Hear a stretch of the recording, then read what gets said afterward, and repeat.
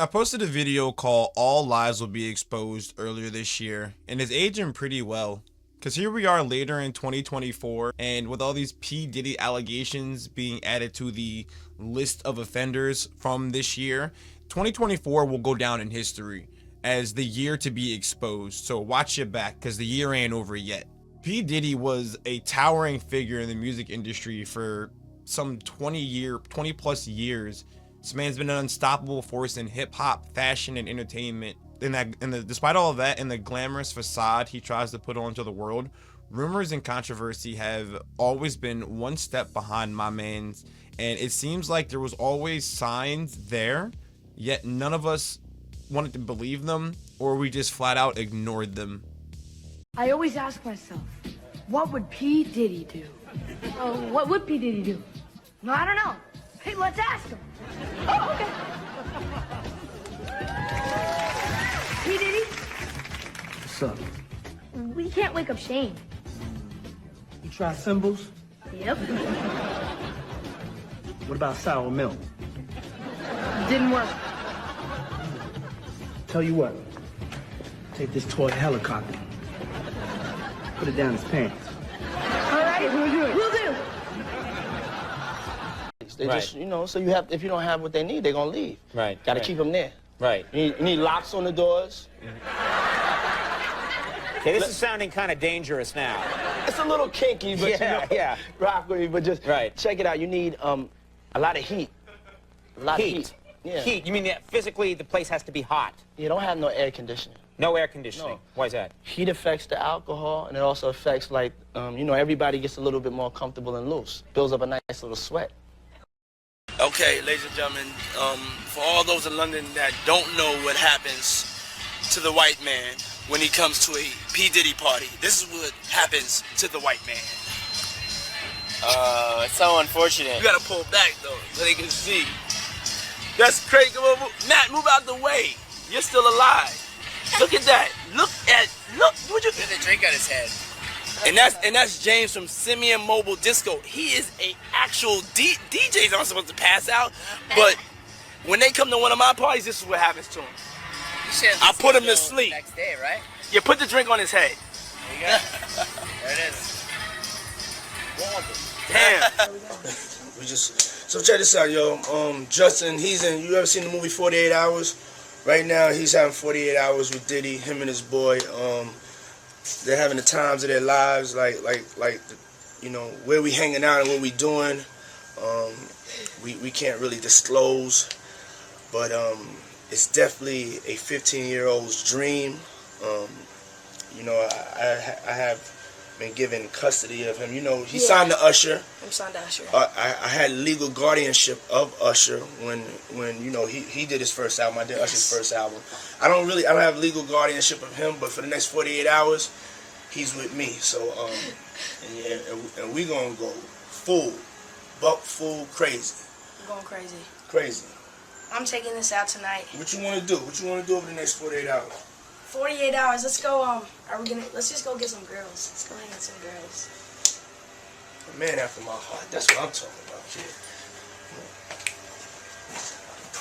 What's up, man? You good? I'm good. How are you? All right, young brother, everything's good? Everything's Selling great. out arenas and everything? Yeah. Starting to act different, huh? You ain't been calling me and hanging out the way we used to hang out. Well, I mean, you try to get in contact with me, through all my, partners and whatnot. Mm-hmm. But you never really got my number, so. Right. Okay. My number? Yeah. I'm gonna tell you my number. Yeah. It's 55. Justin Bieber in that clip went from smiling, happy, and excited to visibly disturbed. Bro, my man was shaking. It was like watching a high school bully press the little kid for his lunch money. Like, Diddy, yo, why we not hanging out no more? Why ain't you been calling me? And Justin, I feel like I could go down the Diddy rabbit hole all day and find all sorts of salacious and out of context clips or just things that truly did not age well. But I think instead I'm going to take you back to one of my favorite moments that always left a mark in the back of my head when it came to P. Diddy in the music industry, and it's from a TV show called The Boondocks.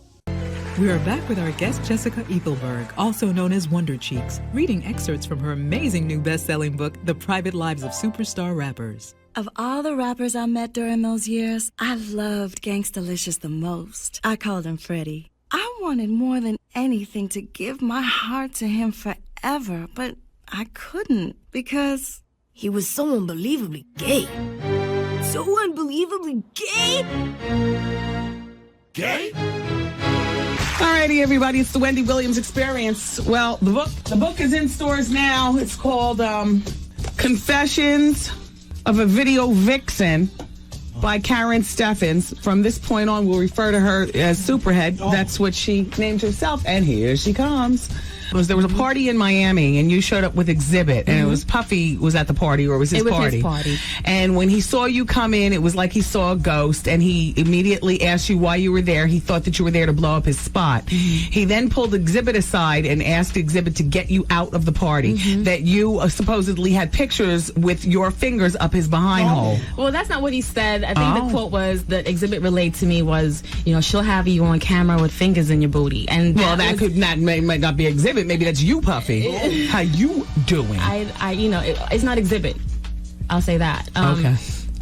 So yeah, that was the quote. Whose fingers whose behind did you penetrate? I've never penetrated anybody's behind. There are a lot of behinds being penetrated, but I'm not doing the penetrating. Okay. You walked in on record executives having gay sex, or one executive having gay sex with a man. You don't mention that person's name. Can we talk about what record label? No. That'll give it away. But what letter does it start with? Not even. That'll give it away. A. Don't B, start. C, Don't start. D, That's gonna give D, it away. D. A Jessica Eagleberg, aka Wonder Cheeks, went on a TV show to talk about her new book, The Private Lives of Superstar Rappers. Karen Steffens, Superhead writing her book Confessions of a Video Vixen. You see the similarities? But I thought that was I thought that situation would have blown up and got a lot bigger back then than it did. But for some reason, in all of the exposés in the book Confessions of a Video Vixen, that one was swept under the rug. To be honest with you, the scandal from that book about Shaq having a little rocket was a way bigger scandal than that part of the book. And if you've never read the book or seen any of the excerpts from the book, I definitely say go check that out. But at this point in the video, this is where I'm about to go full tinfoil hat. So strap in for this one. The other day I was watching the Stephen A show, and Stephen A was kind of giving his remarks from an analyst and from a news anchor point of view, someone who's been in the media for a really, really long time, covering lots of different things. And he said this during his show, which be careful about the enemies that you crop up. Be careful about people that have a target on your back. The people you've alienated, you've infuriated. Think about the people he's done business with. Think about the money involved. Think about how it would have been in folks' best interest to shut the hell up and never say anything. Yet somehow, some way, this stuff evidently was going on for years, according to the feds. And almost nobody said anything. This man is one of the richest people in the world. And he can't lead a country. At this moment, he can't lead a state. For all we know, by the end of the day, he won't be able to leave a jail cell.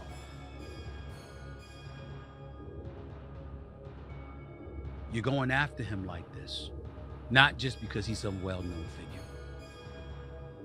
not just because he's P. Diddy, not just because you want to get him off the streets in your eyes if you're the feds, because supposedly you want to stop him from committing these criminal acts.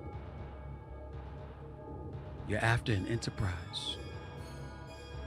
You're after an abundance of people. And I got news for you. If it were just people employed under Bad Boy Entertainment, Combs Enterprises, or anything else, that would be one thing. I'm just telling you from my experience in media for all of these decades. You don't do all of this to go after somebody and their coworkers. You do this because there's a bigger fish to fry. So yeah, that was pretty crazy. And to be completely honest with you, after hearing Stephen A. Smith talk about how there's probably a bigger fish to fry, you start to think about there's a lot of people getting exposed right now. And why now all of a sudden? Like, if apparently all this stuff had been going on for mad years, then why all of a sudden is all of this coming to light and being exposed? But I guess that's just like a food for thought question. But let me know your comments in the comment section below. If you liked the video, make sure you like the video, subscribe if you're new so you never miss what I got going on this channel. And I'm gonna definitely catch you on the next one.